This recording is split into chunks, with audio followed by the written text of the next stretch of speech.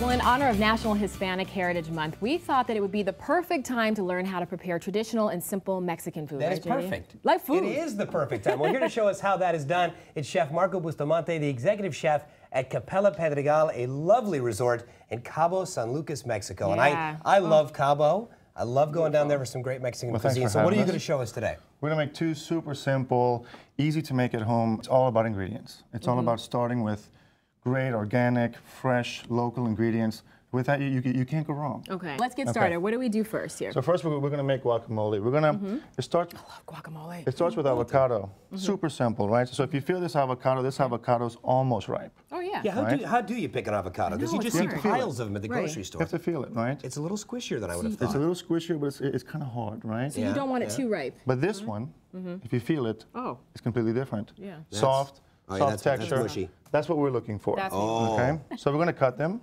And very simply, just like this. We're going to take this bowl and we're just going to scoop them into the bowl. Okay, got it. I can do that. I'll do the cutting, the knife stuff.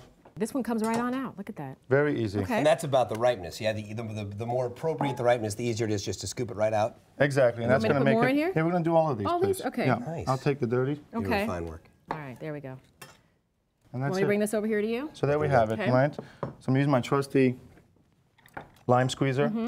We're going to squeeze the lime juice on top of it. The lime. Very simply. How many do you usually use for this particular recipe? You know, for these two avocado, we're probably going to make around 2 cups. So it's about 1 lime per avocado. And then to that, I'm just going to very simply add some red onion.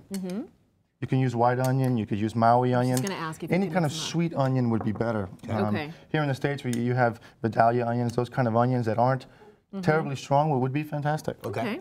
And cilantro, classic Mexican ingredient. You have to have cilantro in almost everything, correct? Smell that already. So very simple, start to smell like Mexico. Yes. Salt. And using sea salt? Sea salt. I'm using sea salt. I always use sea salt. You know, it brings out. I know. Anymore. They're like, I don't know. It's sea so salt. last year. It brings out natural flavors. So, the chilies. Okay. I'm using a Serrano chili. Unlike jalapeno, Serrano has a medium heat and it's consistent. If you've ever had a jalapeno where it's not spicy sometimes, right?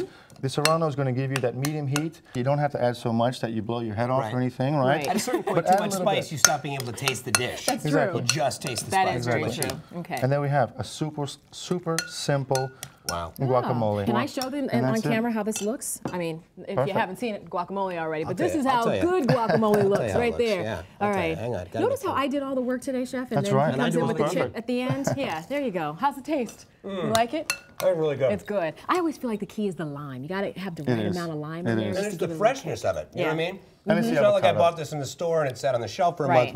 I love it. Okay, exactly. So now what is this here for? This is the ceviche. We're going to put this here. Here we go. Put that right by me. Feel free. Keep that close. Yeah. Super easy, right? Okay. Ceviche, a lot of people are scared of ceviche because of the cooking of the lime, of the fish, right? I know, but you don't have to. Okay. You don't have to be scared. The fish is raw. What kind of fish is it? This is grouper. This is local grouper. Always using local fresh fish. You want to find your freshest fish you can. A white fish is perfect for this. Because it's light. Exactly. Right? It's light fish. Okay. Exactly. You really want you really just want a mild flavored fish. So you could use halibut. You could use cod here up north. A red snapper, any of those mild kind of flavored fishes would work great. Red snappers. In your ceviche. It's really good. So what you do is you cover it in lime juice and you let this marinate for an hour, right? If you add a lot of lime juice, don't worry. You just used a lot of lime juice. Okay. Can't use too much. You cannot mess this up. Okay. Oh, I can.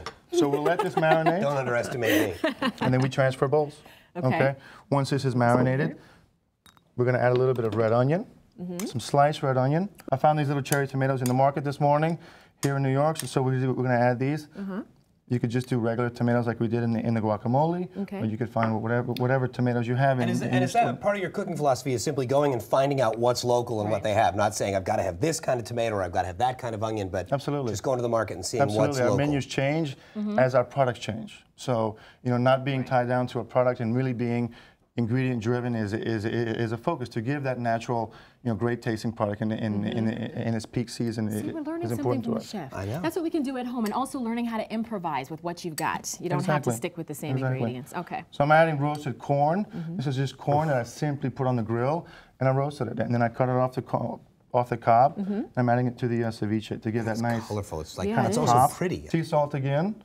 I'm also going to add some more of the serrano chili. I'm going to add some more cilantro. Okay. It's a good example of how you can take the same ingredients, essentially, right, but combine them differently, put the grouper in there, and also you've got a totally different dish. Exactly. Okay. So it's been marinated in the lime juice, but now I'm going to add some orange juice. Okay. You could do mandarins, you could do grapefruit, by making a vinaigrette. So I'm adding the acid, which is the lime juice and the lemon juice and the orange juice. Then I'm going to add a little bit of olive oil. This olive oil is from Baja, which is one of our wine regions in Mexico. Wow.